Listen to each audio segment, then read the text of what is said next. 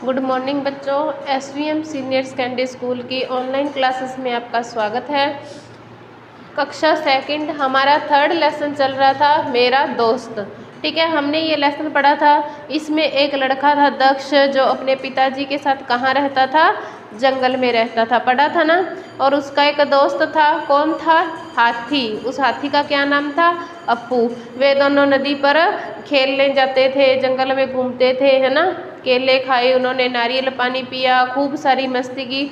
ये सब कुछ हमने पिछले वीडियो में पढ़ लिया था।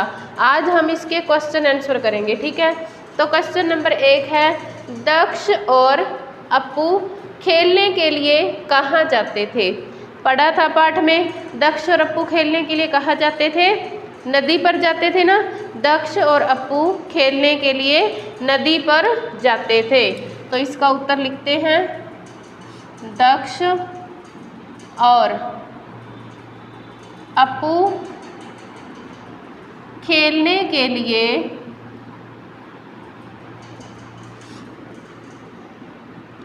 नदी पर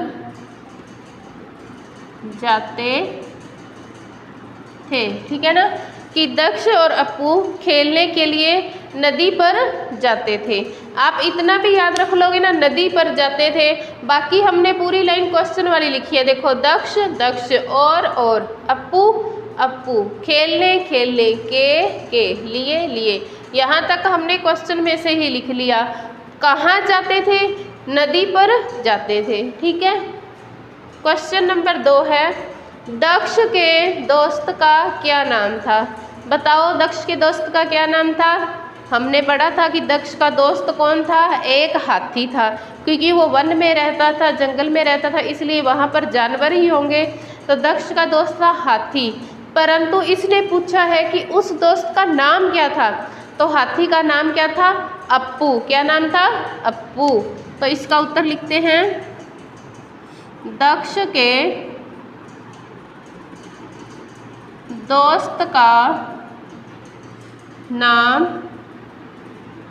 अप्पू था। क्या था? अप्पू। ठीक है, फिर दक्ष और अप्पू ने क्या खाया और क्या पिया? जब वो जंगल में नदी पर खेलने के लिए गए, तो दक्ष क्या है, हाथी के कान पकड़ उसके ऊपर बैठ गया। तो रास्ते में जाते हुए एक केले का पेड़ आया, नारियल का पेड़ आया, तो उसने केले का गुच्छा तोड़ लिया, फिर नारियल तोड़ लिया। तो उन्होंने क्या खाया? खाए तो उन्होंने केले, और पिया क्या? नारियल पानी। तो दक्ष और अप्पू ने क्या खाया? तो उत्तर लिखेंगे, दक्ष और अप्पू ने केले खाए। खाया तो पूछा, तो हमने बता दिया कि केले खाए, केले खाए। फिर उसने पूछा कि क्या पिया? और नारियल पानी पिया। ठीक है, दक्ष और अप्पू ने केले खाए और नारियल पानी पिया। ठीक है, तो प्रश्न उत्तर बिल्कुल, अगर आपने लेसन ध्यान से पढ़ा है, वीडियो ध्यान से देखी है, तो सभी क्वेश्चनों के आंसर हमें वहाँ से मिल जाते हैं जब हम पढ़ते हैं, ध्यान से पढ़ते हैं। पहला क्वेश्चन था कि खेलने के लिए कहाँ जाते हैं, तो हमने बता दिया नदी पर जाते हैं। फिर था दोस्त का क्या नाम था? दक्ष के दोस्त का, तो दक्ष के दोस्त का नाम अप्पू था, जो एक हाथी था। फिर दक्ष और अप्पू ने क्या खाया और क्या पिया? तो दक्ष और अप्पू ने केले खाए, नारियल पानी पिया। ठीक है, अब हमारे पास है रेगिस्तान। ठीक है, यहाँ पे खाली जगह दी हुई है, इसको बोलते हैं रेगिस्तान, इसको हमने भरना है। ठीक है, तो वह मैं अपने पिता के साथ रहता था। वह यानी दक्ष कहाँ रहता था अपने पिता के साथ? वन में। तो यहाँ क्या आएगा? वन में।